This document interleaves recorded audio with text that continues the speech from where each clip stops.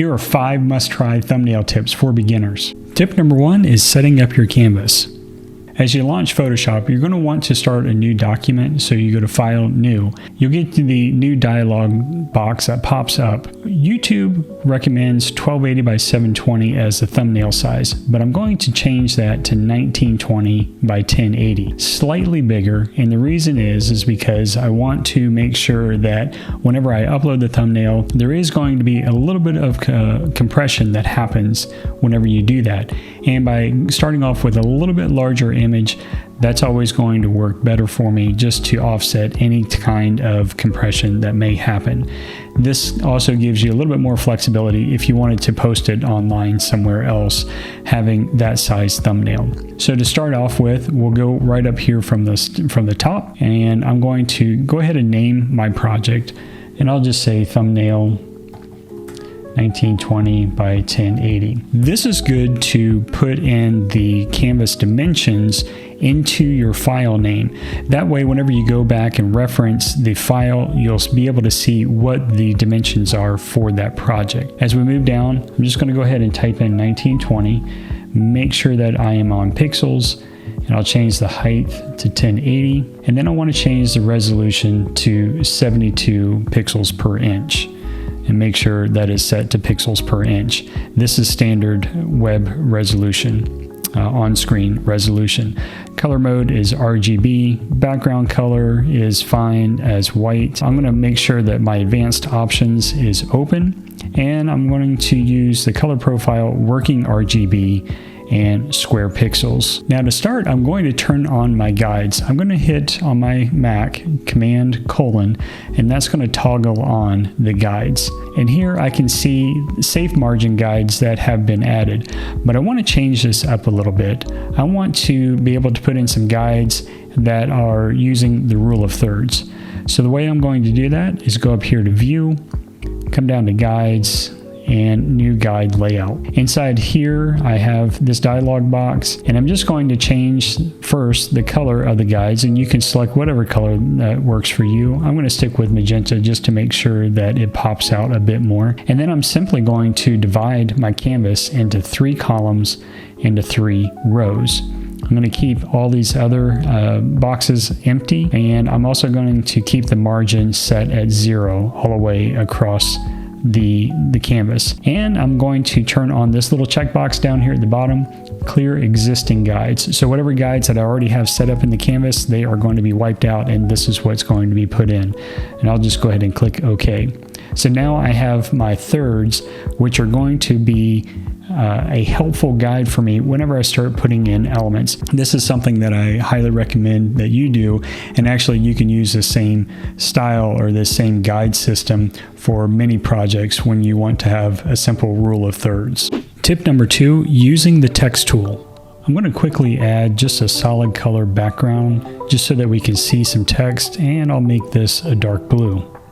I'm going to turn off the guides. I'm just going to View, Show, and then Guides. I'm going to hit the letter T on the keyboard for my text tool and click once on the canvas and just start typing. I'm going to duplicate this layer by hitting Command J on my keyboard and then click and dragging this down, and then updating my text by double clicking on that layer.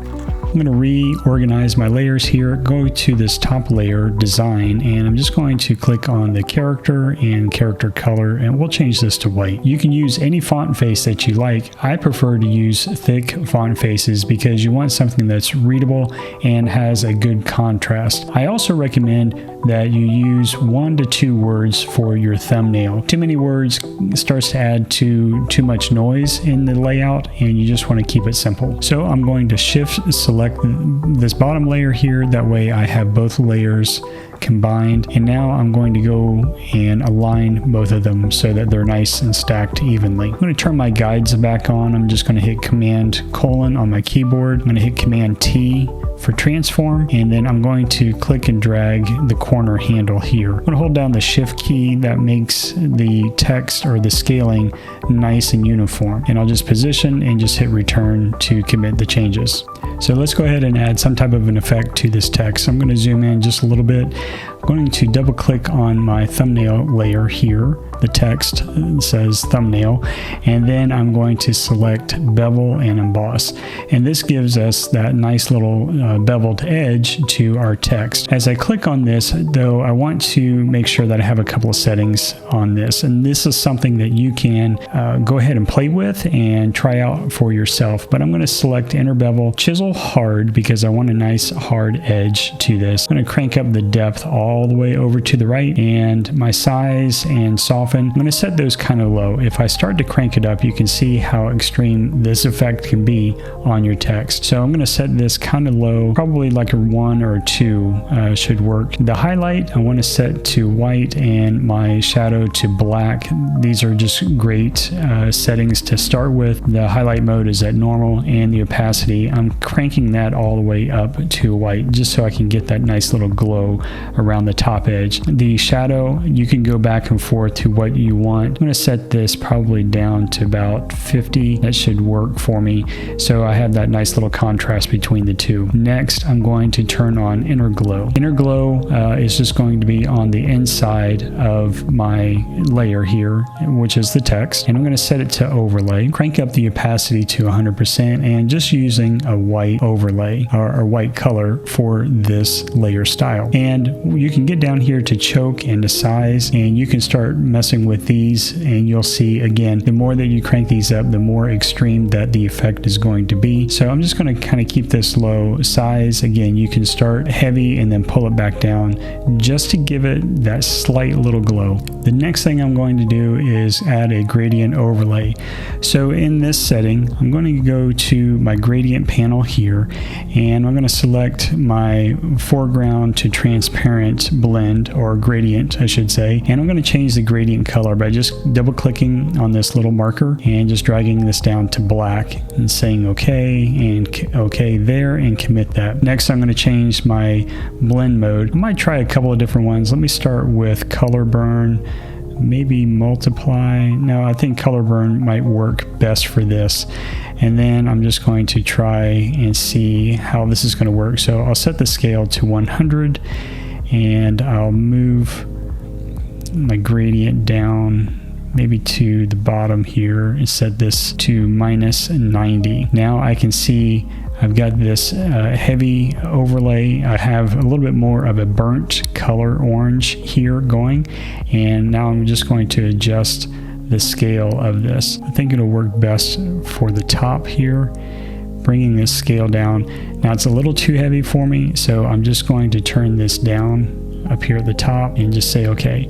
Now I have this little bit of a gradient at the top down. I've got a little bit of a glow around all of my letters here. I'll do the same thing for design, just minus a couple of features. So for the design, I'm going to turn on bevel and emboss, and again, I'll get that nice chisel look around all of the edges. I'll go ahead and keep that, and I think for the color, I'm probably just going to leave it as is. So I'll just go ahead and say okay. I'm not going to add any more to that. Again, this is your preference. Now that I have both of these layers, I'm going to select both of them by hitting Shift Select and then Command G to group them into one group. I'll go ahead and call this text, just so that I know what it is. And then one final thing, I'm going to add some layer styles to this group. So I'm just going to double click on the group over here. This is going to bring up my layer style dialog box, and let's see what we can do with this. The first thing I'm going to do is add a stroke to this. Now my stroke, I'm going to do a 2-part stroke, and I'll show you what that means. So I'm going to start with my color. I'm going to change this to black. I'm going to change the position to outside, and now I've got a black stroke going on the outside. I'm going to increase the size, and you'll see how that just kind of gets swallowed up, or swallows all of the letters together, and has a really nice thick stroke around it. This is a cool thing that Photoshop has. I can duplicate or add another effect, and so I'm going to do that for my stroke, and I'm going to go to the bottom one. That way I have the black on top, but the bottom one I'm going to select and change that to white, keeping the same outside position. I'm going to slightly increase the size, and now I get a little bit of a stroke around the outside. We'll come back to that in just a moment. Tip number 3, selecting a subject from a background. So I've got this photo and I'm opening it in a brand new tab. So I'm going to grab my object selection tool. I'm going to go up here to the top and say cloud detailed results whenever I use the select subject button, and then go ahead and click select. What this is doing is it's using just a little bit extra information on Adobe to help better refine the selection. If I'm satisfied with the results, I can go ahead and add a layer mask now, or I can go into select and mask and further refine my results. This is looking fine to me right now. You can make some more selection adjustments as you need to. I'm just going to say new layer with layer mask as my option and say OK. And so this gives me this layer here. Now that we have our subject, I'm going to click and drag him up and drop him onto my canvas here. I'm going to turn on my guides and I'm going to zoom out just a little bit. I'm going to hit Command T for transform. I'm going to turn on this little chain link to make sure that my scaling works or is proportional. And then I'm going to mouse over just one of these letters here, H, and you'll see how the cursor changes. I'm going to click and drag that down. This is another way that you can use the scaling options. Obviously, you can go up here and grab one of the corner handles, do that as well. By making sure that that chain link is selected, it's always going to stay in proportion. While I'm still in this mode, I can just click and drag on this guy and reposition him on the canvas. I will click the corner handle, scale him up a bit, and I'm using the guys just as a reference. I want his eyes to land right there on that line. I can use my arrow tools as well just to fine tune that position. Once I have him locked in where I want him, I can go ahead and click this checkbox, or I can hit return on the keyboard to commit the changes. Tip number 4, using layer styles for special effects.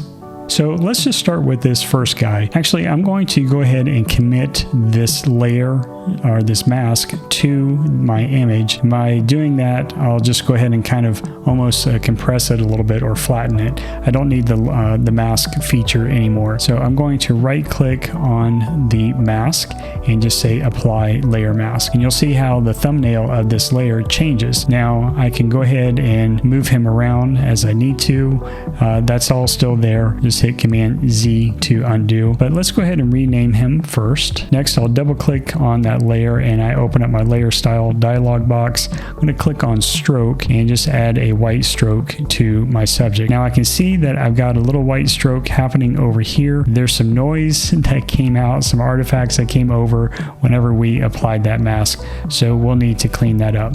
But you can, just to show you this real quick, you can increase the size of that outer stroke. You want to make sure that it is set to outside and not inside. That's going to look probably a little funny, but I'll set it to outside just to make sure that it's not interfering with any of the information on my subject. So I'll set it to an appropriate level, somewhere around there, and say okay. Now let's take care of this extra artifact that's hanging out here. I'm going to turn off my guides, Command:. I'm going to grab my marquee tool and I'm just going to click and drag and select that. I'm still on the subject layer and I'll just hit delete. I'll hit Command D to deselect, but I can see there's still a little bit of some artifacts there. I'm going to grab my move tool again and just move my subject out of the way for a moment, and I can see, okay, there's more information there that needs to be taken care of. So I'm just going to grab my marquee tool again. I'll just hit the letter M on the keyboard, select an area, hit delete, select, hit delete. I'll say Command D to deselect. I'll move my guy back up. I'll take care of this here and hit delete. This is real world editing that happens because sometimes there's extra bits that hang over and we just need to take them back out. So I'm not going to worry about that stuff just because it's falling off the canvas. I don't have to worry about it just to save some time. You could if you really wanted to. I'm going to turn my guides back on just for reference and place him back on that line. I'm going to turn off the guides just so that we can see things a little bit clearer. Okay, now that we have this stroke effect applied, I'm going to go back over and double click on effects, and I'm going to add a inner glow. So this inner glow is just going to help transition that stroke onto the subject. This is a preference, but I think it looks kind of nice. I want to make sure that my color is set to white, the same color as my stroke. If you wanted to change your stroke, I would suggest changing the same color as your inner glow so that they both match. I'm going to use an overlay because I think this is a nice blend mode between the two. And then again, you can just mess with the sliders here and figure out what's going to work best for you. Obviously, the more that you increase the sliders, the more of an extreme that you're going to get with the effect. But just something that's nice and pleasant, and it gives a little bit of that halo glow to the subject. To really pop the image or the subject off of the background, I want to add a little bit of a separation. So the way I'm going to do that is I'm going to select my color layer, which is the background that I have going on here. And now I'm going to go down to my adjustment layers. I'm going to add a new one, gradient. For the gradient in itself, go back up here to basics and select foreground to transparent, making sure that my foreground color is set to white. You can double click that, make sure that it's set to white, say okay, and then I'm going to change the style. Instead of linear, as you can see here on the layout, I'm going to change this to radial. I'll say okay, but I want this glow to be over here behind my subject. So I'm going to hit the letter G on the keyboard, click right here in the center. I'm going to bring this up a little bit bigger and then change my blend mode probably to overlay, or probably linear dodge. That just pops it a little bit more. Let me click back on my subject just to hide the gradient for a moment. And you can see what a difference that makes. I just toggle it on and off, makes a big difference. So I've also got a background pattern that I'm going to drop in. So now that I have this background pattern in, and really you can use any background pattern that you want, this is just going to help give a little bit of texture to the background.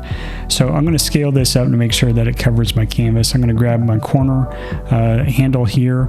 I'll turn on the link just to make sure that that is set correctly. And I'm also going to hold down the Option key. And this is going to make sure that it stays centered on the canvas while I hold it down, and while I scale it up, it's always going to retain that center position. So once I have it going past the canvas bounds, that'll work for me. I'll go ahead and click the check mark or just hit return to commit. Let's reorder this. I'm going to pull this down right between our color layer and our glow gradient. So we'll change the blend mode of the background, and I'll try a couple of different blend modes just to see which ones I think will work best. Lighten might be a choice. Overlay is kind of nice. There it is. Hard light is what I'm going to go with for this layout, just because I think this really punches out some of the accent colors that are on that background. Let's do one more little tweak. I'm going to go to the text, to my text group, and I'm going to hit Command T to transform. And then I'm going to right click and I'm going to select skew. And what this is going to do is allow me to come over here to the side handle, and I'm just going to scale this up, or move this up rather, just to give it a little bit of a offset. And I can dial this in. I'll say -10 for the skew angle, and go ahead and hit return to commit. Now that we made that skew change, I can see that my gradient is off on the thumbnail text. Let's go in and make an adjustment. I'll expand the group text, go down to thumbnail and double click on the effect icon there, and let's go to gradient overlay. We'll zoom in just a little bit, and let's change first the angle, not by much, and then I'm going to adjust the scale and pull this back up there. That's looking more like what we had before. I'll say okay. I'm just going to hit Command 0, Control 0 on a PC, I'm sure, to bring it back to 100% or just to fill the window. Tip number 5, camera raw filter. This by far is one of my favorite features in Photoshop. It makes such a huge difference to your overall layout. So I'm going to do a kind of a complicated keyboard keystroke here. I'm going to hold down on the Mac, Shift, Option, Command, and the letter E. And what this is going to do is take a snapshot of all of my visible layers, merge them into one, and put it up there at the top of my layer stack. Probably on PC is probably Shift, Alt, Control E for that keystroke command. Try it out and see if that works. So now that I have this top layer, all my other layers are still there. They're just below this top layer. I'm going to right click and turn this into a smart object. Then I'm going to go up to filter and then camera raw filter. One of my favorite filters, like I said. I'm going to make some just quick adjustments here. I'm going to adjust the exposure, some of the highlights. I want to crank up, and this is all preference. You can make some adjustments as to your liking, and color. You can adjust the temperature. That's all good for me. But I'm going to crank up the texture just to bring up a little bit more of the sharpening of the face, and I'm going to add just a little bit of grain just to give it a little texture to it. For the curve, I'm going to do a very gentle S curve. So I'll start down here, and I'm just going to click and drag up a little bit, and then go over here to this quadrant and click and drag down and just see up and down and just see which way I want to go. It's a super gentle S curve just to give it a little bit more of a pop. I'm going to go back up here to effects, and I'm going to go to vignette. I'm going to pull this slider over to the left just a little bit, and you can see how that's going to darken up the edges. Not too much, but just a little bit. Then I'll say okay. So now that we have everything combined, I'm going to toggle this smart filter, this camera raw filter off, and you can just see as I toggle it on and off what a difference this makes. I'll zoom out a little bit. So just to kind of emulate what is our thumbnail going to look like at a smaller scale. Again, turning this on and off, you can see such a big difference that camera raw filter makes. Once you start putting all of these things into action, you're going to level up your thumbnail design. Be sure to check out the video that I have lined up for you next, where I dive deep into strategies and styles that pro YouTubers use and they obsess over. I'll see you in the next video.